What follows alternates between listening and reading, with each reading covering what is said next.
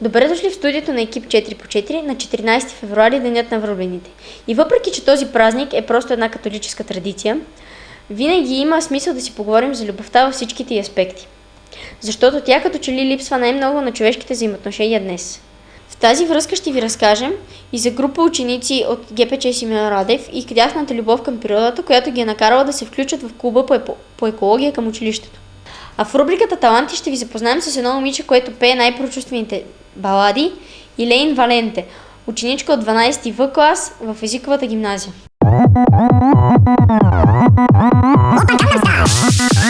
Нека кажем добре дошъл на днешния ни гост в студиото, господин Дарин Бърнев. Той е дългогодишен преподавател по музика в ГПЧ Симеон Радев, откривал на музикалната сцена таланти и ръководител на рок-бандата при училището, композитор, автор на филмова музика, първият, който свързва звучението на кавала с джаза и така лансира музикалното дарование на Теодосий Спасов. Дарин Бърнев е преди всичко човек, който освен музика преподава на своите ученици човечност. Господин Бърнев, добре дошли в студиото. Изненадан ли сте, че ви поканихме да говорим по тази тема? И съм изненадан и не съм. Какво убива човечността в човешките отношения? Според мен в основата на всички добродетели и включително и в основата на човечността стои нашата християнска вяра. Тя ни учи на тези добродетели и на човечност. Колкото по-силно вярваме и сме убедени в това, толкова ще сме по-човечни, но за съжаление днешно време хората някакси не са убедени в нашата вяра, не се опитват да я следват. Оттам това се предава и на децата им и някакси хората днес живеят всеки сам за себе си. Факт е, че вие сте вярващ човек. Какво ви дава вярата? Вярата ми дава всичко. Всъщност на нея е подчинен и живота ми. Тоест имам смисъл, който следвам през живота си.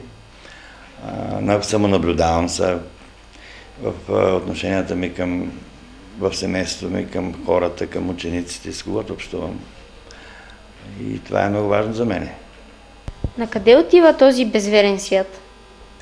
Този въпрос според мен е много тревожен. Само че той се отнася точно за християнския свят. Не върви на добре и на добро този свят, щом като на първо място излиза на преден план е поставено потребителското отношение на хората към живота. Оттам вече се забравя и за вяра, и за добродетели. Оттам човек се увълчва, да се каже. И не знам, не виждам как може да се спре. Всеки случай няма да е с добро да се спре това нещо. Намерихте ли голямата любов?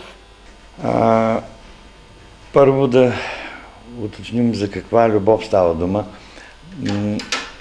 Според мен не става дума за любовта между мъж и жена, а за любовта между хората.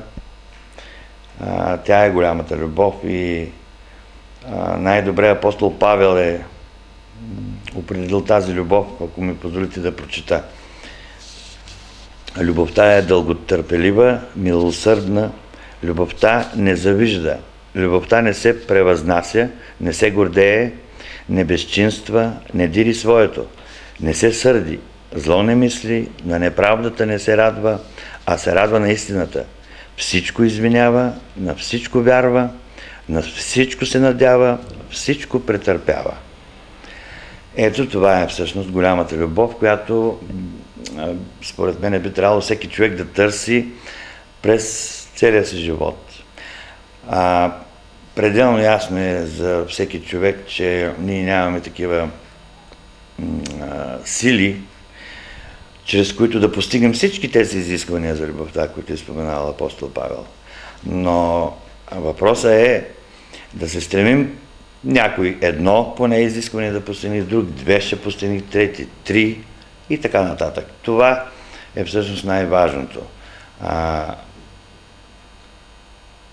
Дай Боже на всеки, като дойде време да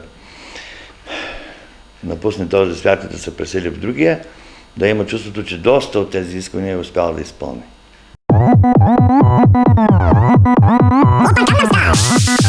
Добър ден! Добър ден. Искам да ви попитам нещо. Срещнахте ли голямата си любов? Не, все още не съм. Да, беше голямата ми любов, сега не знам какво стана. Няма какво да се разказва. Хубаво е чувството, чувстваш се пълен с енергия, има за какво да ставаш сутрин, да си лягаш вечер. Интересно е. А вие срещнахте ли голямата си любов? Все още не, но се надявам, че ще я срещна. Благодаря. Чао. Добър ден! Добър ден. Срещнахте ли голямата си любов? Не. Вие? И аз не съм. Срещнахте ли голямата си любов? Да, преди 30 години. Може ли да ни разкажете нещо? Нищо особено, но любов и до ден днешен.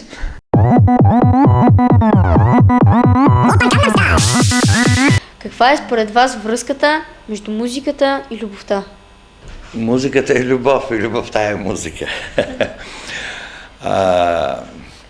Любовта между хората е свързана с много чувства, и то хубави, преди всичко чувства. А пък музиката е изкуство, което много силно въздейства на чувствата на човека. Така че тя връзката е толкова естествена.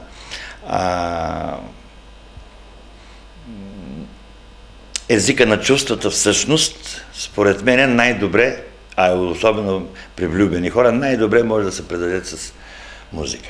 Какво ви насочи към музиката?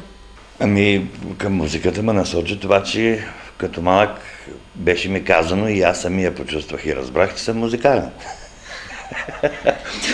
Да, всъщност Бог ме дарил с някаква музикалност и човек я носи в себе си и му е приятно и да пее, да свири, да танцува и то е съвсем по естествен начин, просто си дойде от само себе си да се занимавам с музика.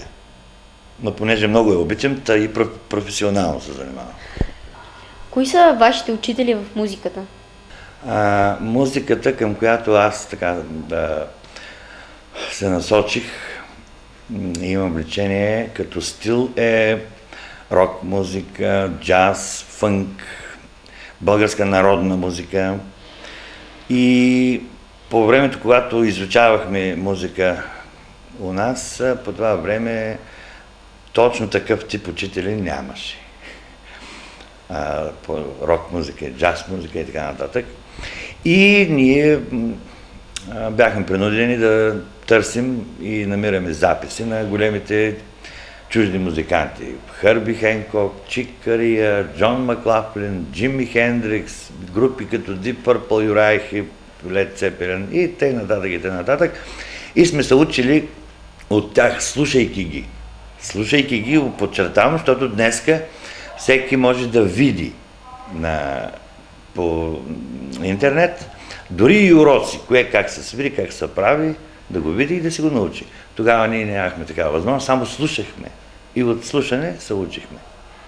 Разбира се, и от разговори помежду си с музиканти.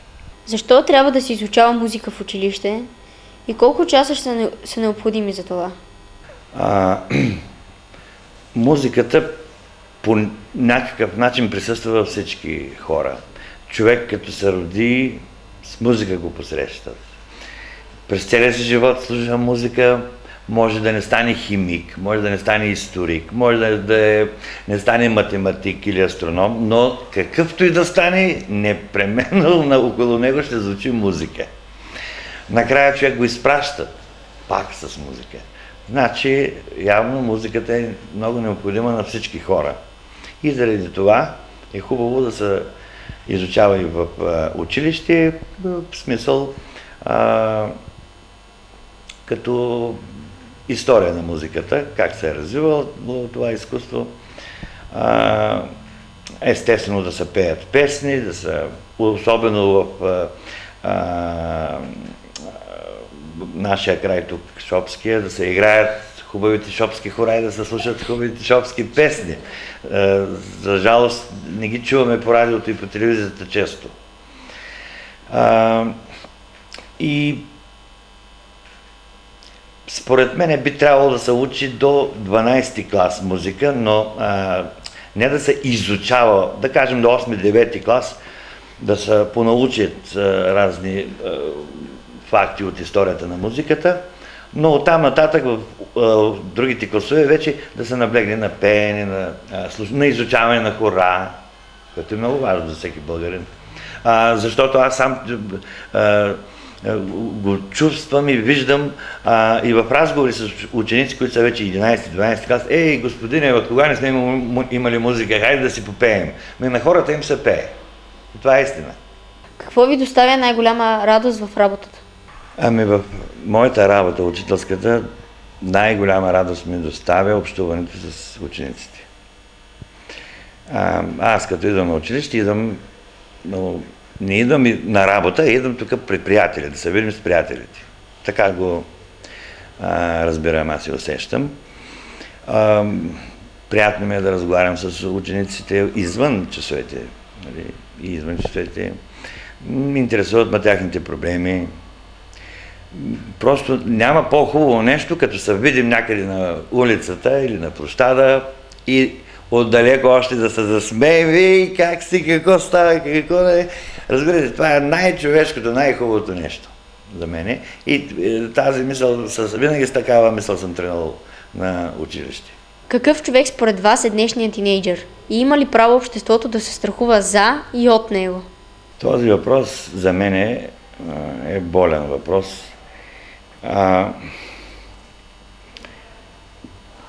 Моето обяснение е пак свързано с липсата на вярата в хората и липсата на вярата в тяхното възпитание. И ще ви кажа, че на времето разликата между различните поколения почти не е съществувала. Между различните поколения. Защо? Защото бабите, дядовците, християни, почтени християни хора, спазват християнската религия, ходят на черква и така нататък. Децата им го виждат това същото. Като пораснат те и станат родители, те същото правят. И в една и съща ценностна система имат. Християнската. Спазват я и не може да има големи разлики между поколенията. Докато днеска, как да кажа, едва ли не през 5-10 години са мини ценностната система. И излиза така, че днеска родителите имат една ценностна система, а децата съвсем друга. Направо ми е, как да кажа, стряскащо е, но за мен, за моето поколение, нещо, което е истина, за днешното поколение младите хора е направо лъжа. И обратното. Един вид една лъжа, като се повтори 100 пъти, става истина и за тях тя вече е станала истина, а за нас не. Това е огромна разлика. Това е непоправимо направо. За съжаление, в тяхната ценностна система не са включени такива важни добродетели и много неща си позволяват да вършат. За нас престъпни, за тях може би не. И от тази гледна точка, естествено, че има и такива млади хора, които са опасни не само за себе си, но и за обществото. Но да ви кажа, аз все пак радвам се, че няма да ми се наложи да живея дълго време в обществото на тези тинейджери, които утре ще създадат нашето общество, обществото в България. От техните среди ще бъдат избрани президент, министър-председател, Народно събрание и така нататък, те ще измислят закони и така. Радвам се, че няма да ми се наложи сигурно да живея дълго време в тяхното общество. Композирате ли музика все още? Ами, напоследък не, да ви кажа. Някак нещата така се промениха у нас, че на преден план изкочиха някакси направо и ги наложиха хора, които не разбират така издълбоко музиката.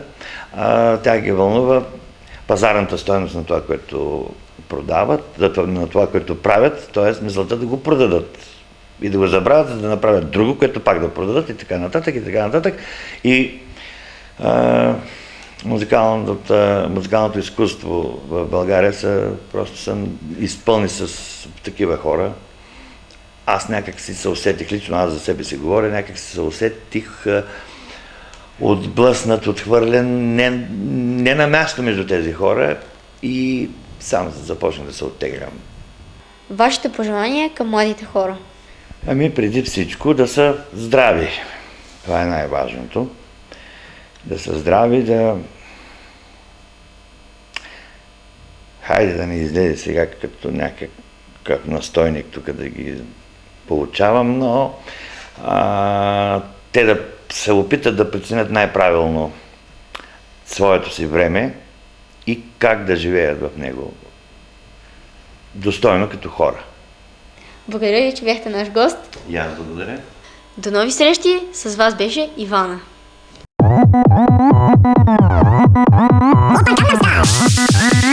Клуб Млад еколог е основан през февруари 2012 година по проект Успех, който се осъществява с финансовата подкрепа на оперативна програма Развитие на човешките ресурси, съфинансирана от Европейския социален фонд. Неговите цели са не само обогатяване на екологичната култура, а и екологично възпитание и изграждане на екологични навици. Друга не по-малко значима цел е запознаване с глобалните и регионалните екологични проблеми и ангажиране на общността при решаването им. По-интересна инициатива, организирана от клуба, бе Световния ден на водата, който бе отбелязан с прожекция на филма Писмо от 2070 година и акция за почистване на района около река Струма в парка в квартал Изток. Друго интересно събитие бе Денят на земята, по повод на който бе организиран конкурс за есе и рисунка на тема Посланията на земята. Бяха представени презентации на тема Компоненти на околната среда, замърсяване и опазване, както и перформанс да излекуваме природата. Други събития бяха акция за събиране на използвани батерии, фотоизложба на тема Моят град, минало, настояще и бъдеще и бяха изработени макети на Моят град и Моето училище в бъдеще. В клуба миналата учебна година участваха 9 ученика, а сега са 12.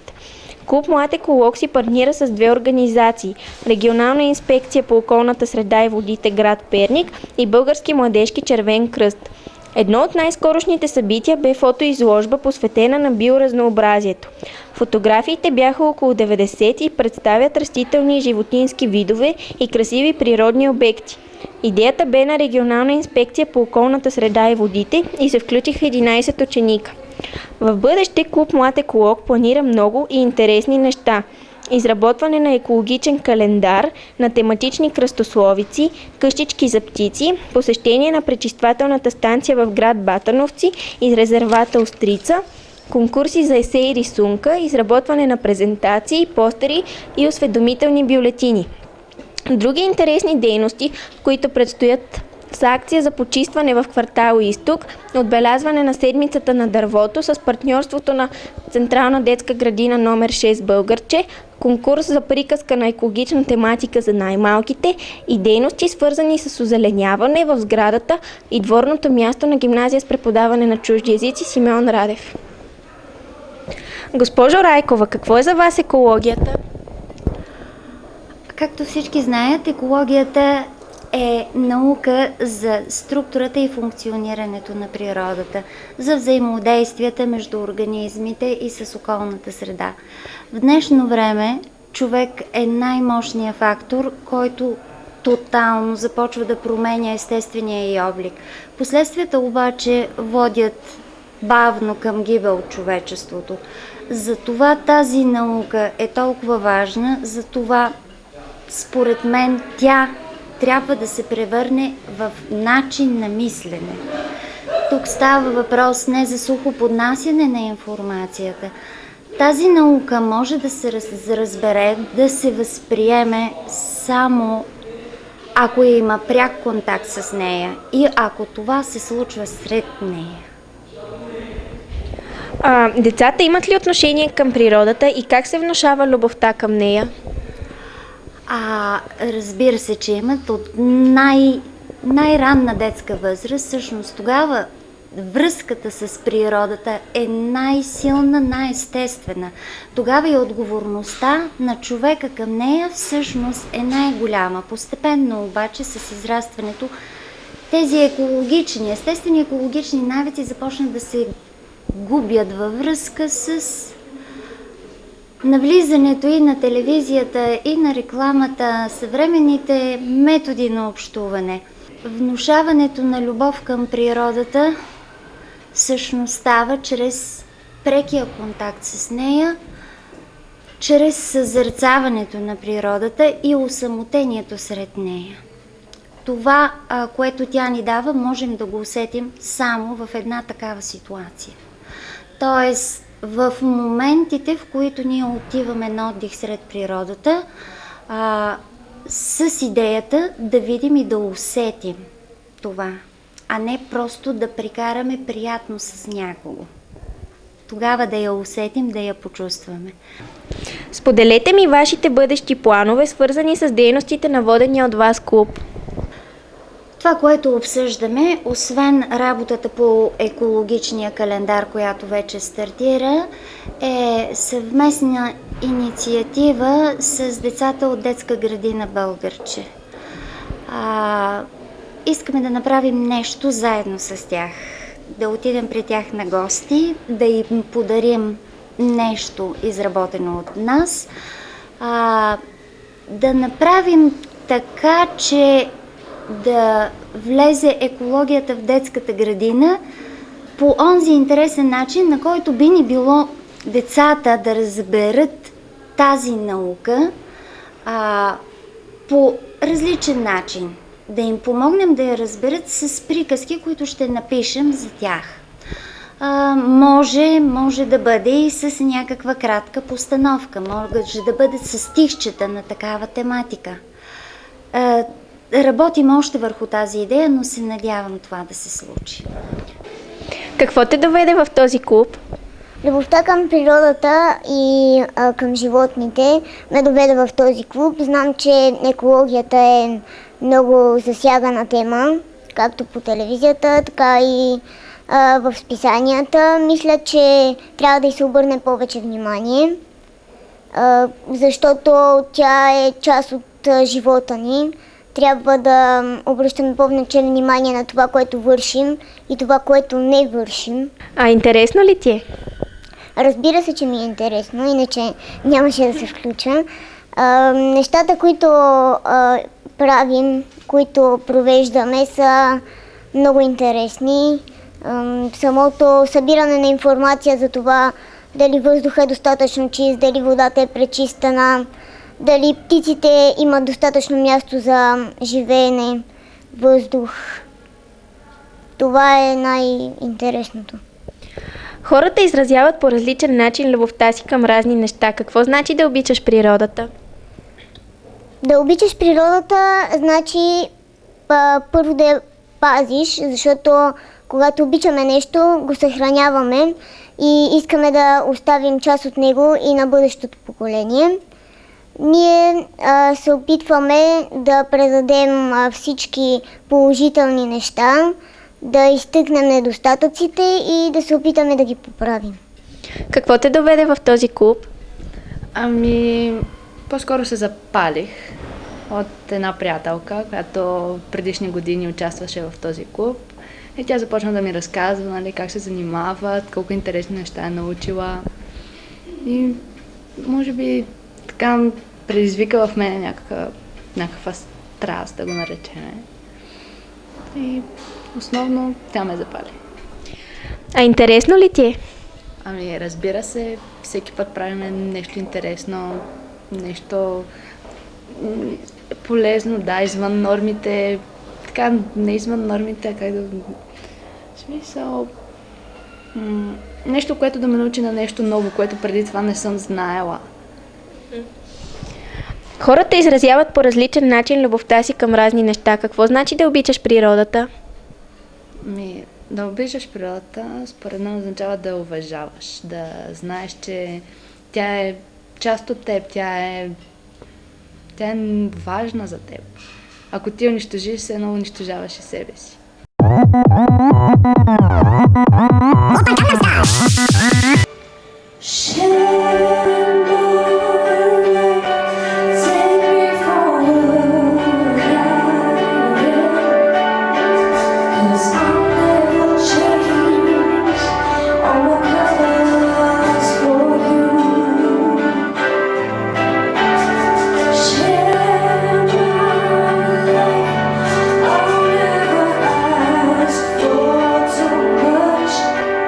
Днес в рубриката ни Таланти гостува Илейн.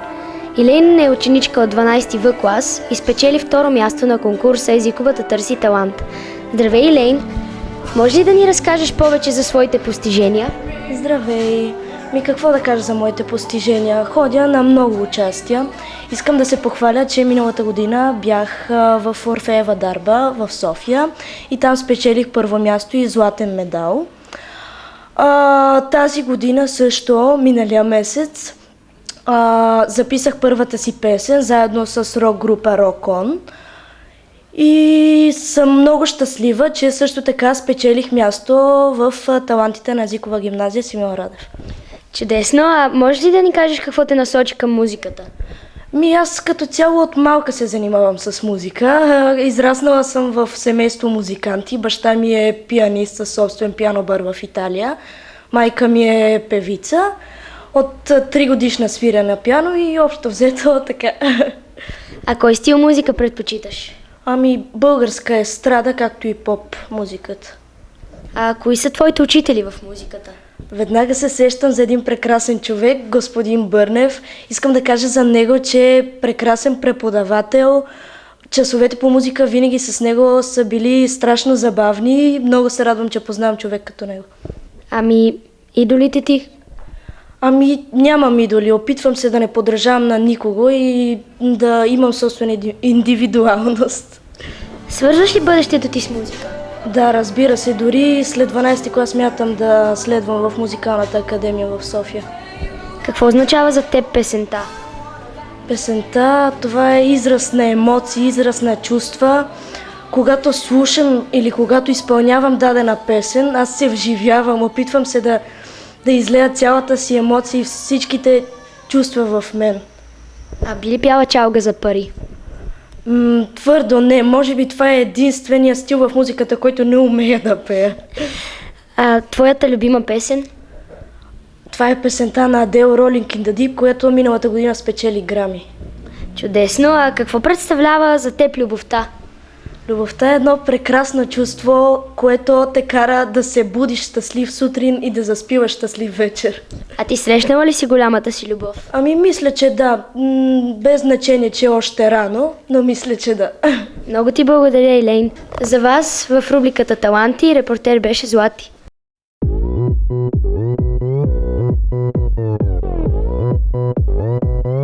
Oppan Gangnam Style. Gangnam Style.